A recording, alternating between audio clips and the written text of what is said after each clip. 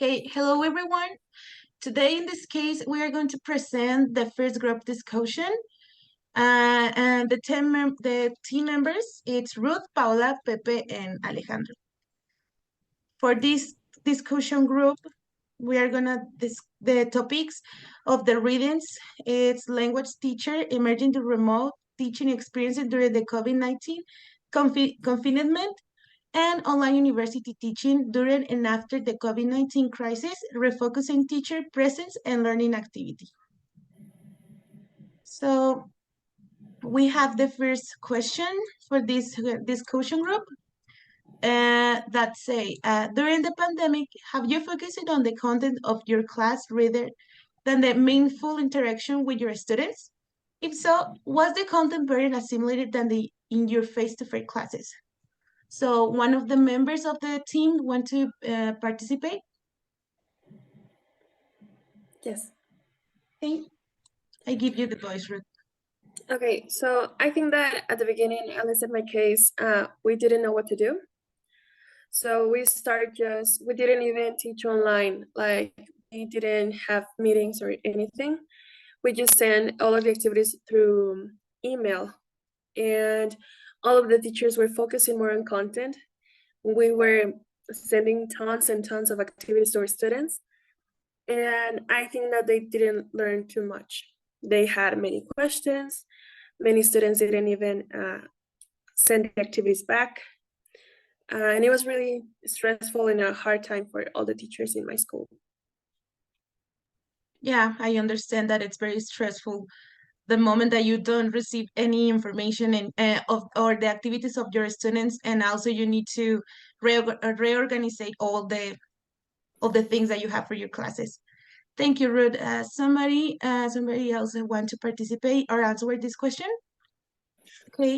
Me. Well, I agree with Ruth. For example, for me, I was more focused on the content. I didn't care if I had an interaction with my students. I was just like, okay, so these are the topics that I have to cover during the semester. So that's it. This is the topic. I have the explanation, the activities. That's it. Then the next, and so on. I wasn't like interested, and I didn't have a lot of interaction with my students because also they didn't want to come to the online classes.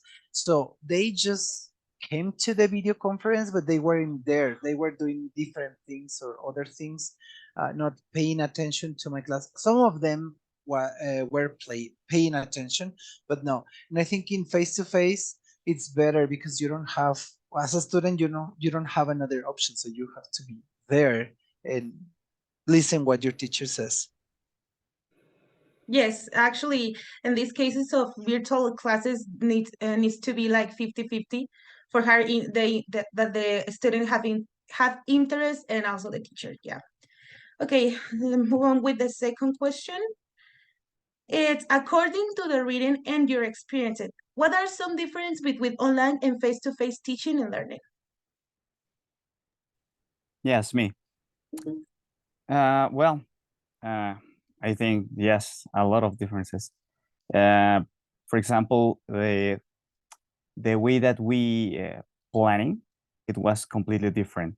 We had to take into account different resources. For example, platforms or applications to teach or to show in a screen. So it was completely different. There wasn't interaction at all. And for me, without previous experience, it was pretty hard. It was very demanding because I started to learn and to search a lot of apps to create an engaging environment for my students. It was pretty hard. Yeah. Okay, thank you, Pepe. Somebody else wants to answer or share your experience? Oh, Yeah, sorry. Ruth, and then me. Okay. Okay. So I think that another difference is that it's really hard to catch your students' attention in the online form because they have a lot of distractions in their houses. They can't focus. And also,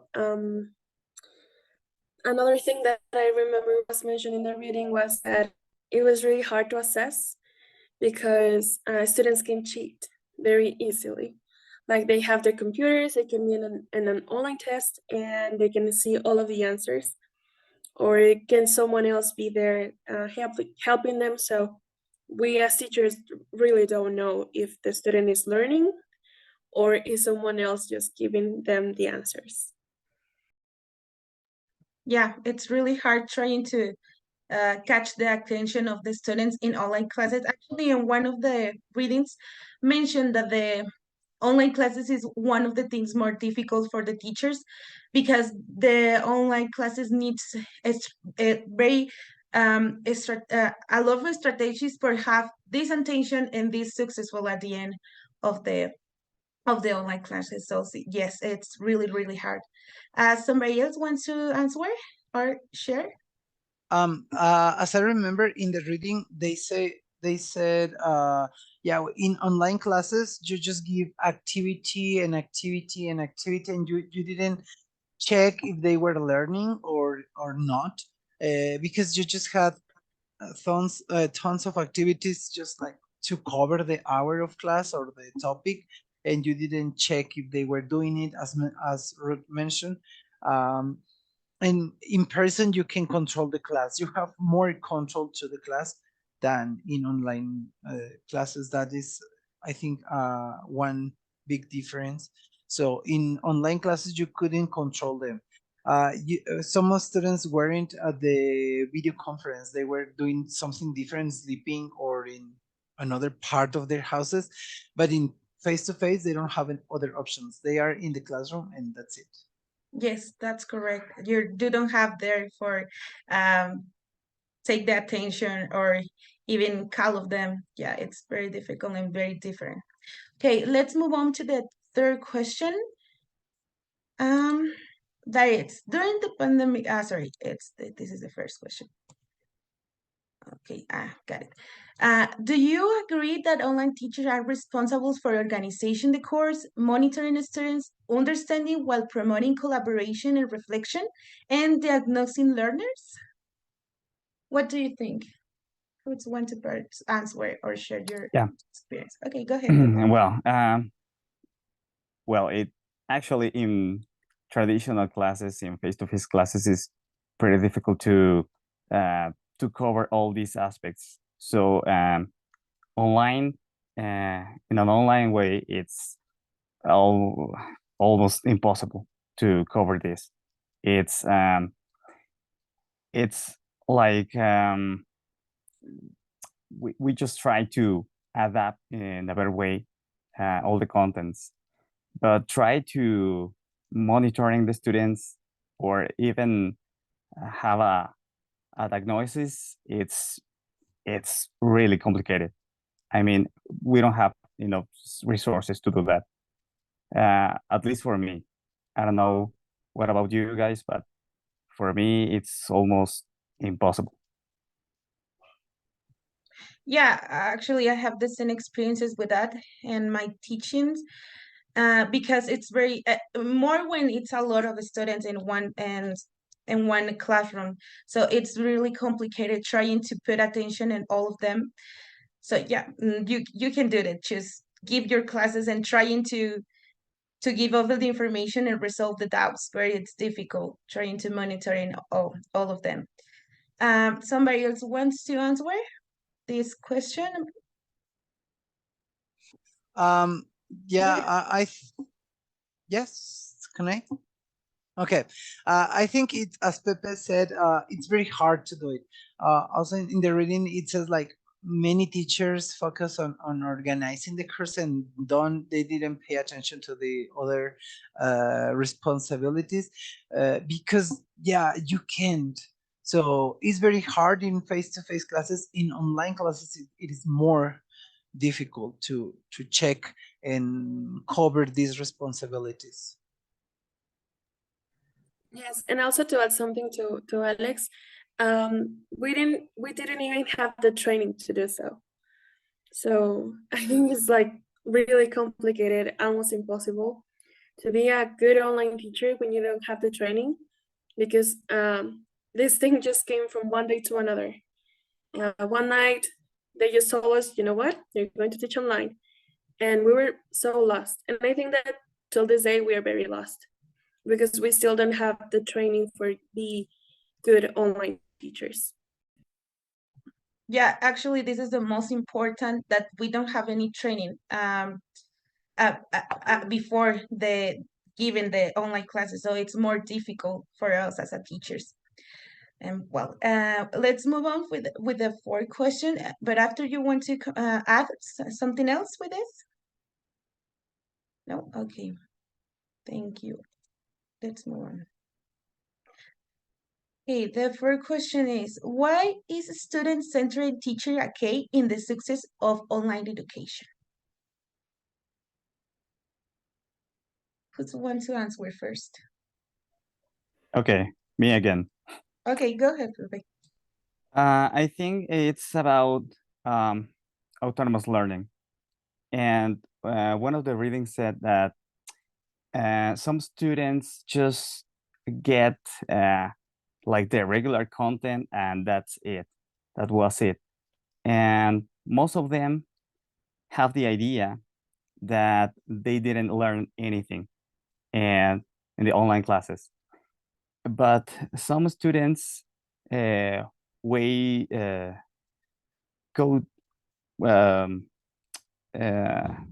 not only with the things that learn during the online classes, they search by their own way, and in that cases they organize better, they understand better, they use their own resources, their own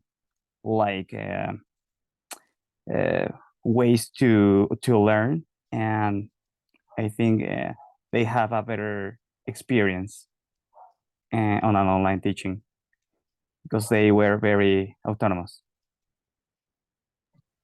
Yeah, actually, the autonomy in the learning, it's very important. So this could be a key for this student-centered teaching.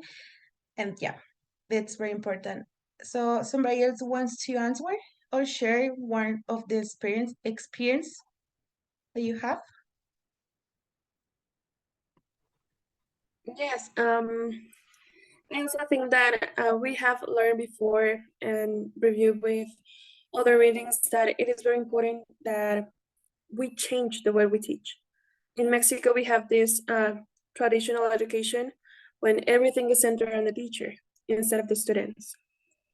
So if it face-to-face classes need to change to be a student-centered form, I think it's even more important for online teaching when the students can approach like really fast or easily the teachers. So yes, as Pepe said, I think it's really important to improve or have a culture of being autonomous learners, and that will help a lot in the online teaching. Yeah, actually, I think in nowadays the autonomous learning, it's grow up because we have more knowledge about it. As a teachers, we are know more about this term that is autonomous learning, and that's very important because with this, the student know about the autonomous learning with the online classes. So as a teacher, needs to be very important, foment this in the student. So, okay, let's move on with the fight question. The question is, do you think it's important that teachers receive training in online education?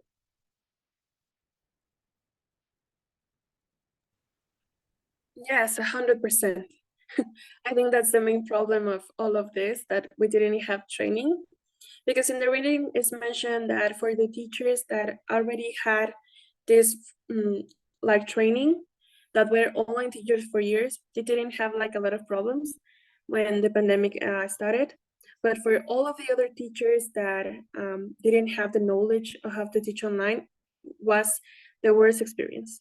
So yes, I think it's super important that we learn, that we are trained to be online teachers. Of course, yes. We was one thing that we mentioned before. So yeah, it's very important as a teacher receive training in online education. But um, I think that at the same time it's difficult because it's a new tool for us. So we need to know as a new whole thing. We need to know. We need to have the attention and also the patience for understand this kind of tools because it's very different and it's very new. Okay, somebody else wants to answer it or share your opinion about it? I agree. We need to receive training to teach online because maybe we have an idea of this, but yeah, I remember I wasn't teaching when the pandemic started, but when I start teaching almost at the end of the pandemic, it was difficult because I was like, okay, so what should I do? How can I check if my students are learning? And I had a lot of questions, and my colleagues were telling me like, oh, don't worry, do this and this, or work like this, but they didn't receive any training before, so they learn with the practice of, yeah, doing the classes online, sending assignments and this and everything, but they didn't receive a training. I remember I had a diplomado in Teams, but I didn't do it. I was just like, okay, yeah, me conecto hoy, and that's it. But I didn't pay attention to how to use correctly Teams because, yeah, it wasn't very interesting. So I think we need to have a better training about the kind of activities and things we can do in our classes. Yeah, of course. It could be exciting at the same time, but at the same time, it could be scary because it, furthermore, that you need to know how to use these tools, you need to create and adapt the material. So it's more difficult because you don't know what platform what are most the correct to use it, and you need to think and you need to trying to do the best in online classes, and it's more difficult. So yeah, I agree with all of you that we need to receive training in online education. Okay, so let's move on with this sixth question. That is, how effective were the lesson plans adapted to be delivered in virtual classroom? Yes, not very effective, actually. Okay, Well, actually. we in face-to-face classes, we need to adapt every single minute.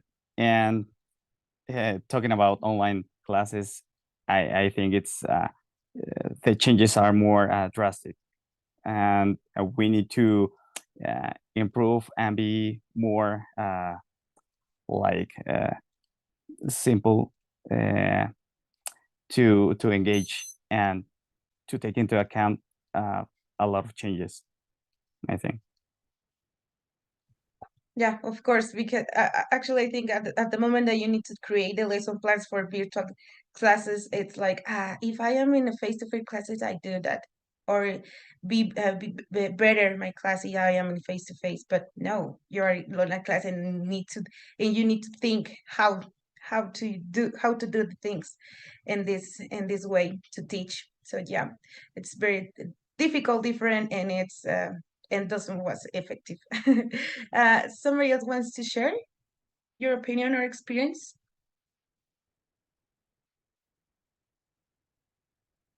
Okay, let's move on with the next question. Okay, according to the reading, what is the difference between online learning, network learning, and e-learning? Which do you think is the most appropriate in the post-pandemic era? That's an interesting one. Who's want to answer first?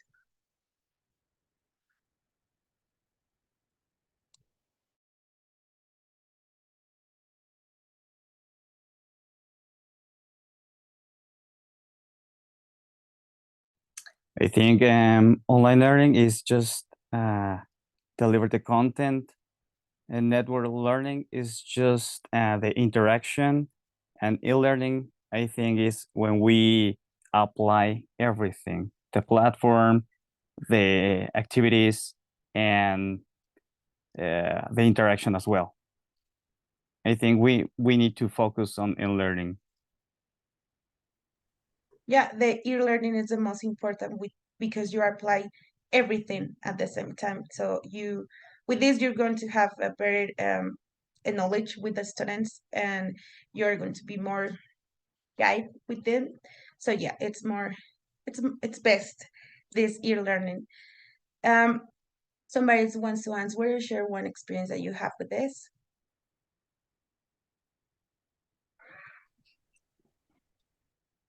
Okay, first Ruth and then Alejandro.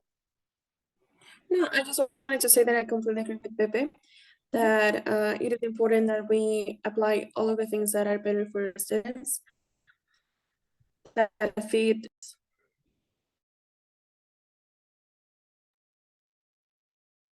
Yeah, we have, as a teachers, we have to check what's better and then apply it to our classes. And that's it. Yeah, of course, could depend about the class or where to teach. Okay, let's move on with the next question. That is, do you think that virtual classes have been a delay for the evolution of education? Yes, because have the training, so we couldn't do a lot of for students, and we have even a rezago educativo nowadays in Mexico. We even have our holidays and like a month later because we're trying to recover from that. So yes, for us, because we didn't have the training, yes, was really bad. Yeah, thank you, Ruth. I think also that these virtual classes was no obstacle for the students, but just wanna like pause for them, because we don't have all the material or resources that we want as a teachers. Is like, I want to do that, or I want to learn that, I want to teach that, sorry, but I can't because the online classes doesn't allow me to do it. Yeah, that, so yes, could be one a delay for evolution of the education. Somebody else have a comment for this question? Okay, thank you. So at the moment we are in the end of our group discussion group, and then we have that's a conclusion that the online classes was very hard as a teacher. I think that as a student was too, but talking as a teacher experience, it was very difficult because we don't have all the necessary tools to teach. I don't have the knowledge also. So we before that we need to a training for have a better knowledge about how to teach online, because all the lies or all this the experiences that we have as a teacher, it's in face to face. So we don't know how to use the online tools. We don't have create new materials, and also we don't have how to take the attention of the students that through the computers or through these online classes. So what's more difficult? The effectiveness of the online classes during the pandemic could be was successful, but with a lot of with a lot of with a lot sorry, with a lot of obstacles. So we need to trying to improve more and read and know more about how to teach in online classes. So I think that it's all for us, and I hope do you like this group discussion. Thank you for all of you guys that you participate in this group discussion. Before today, do you have another comment for this? Okay, so that will be all. So thank you so much for watching.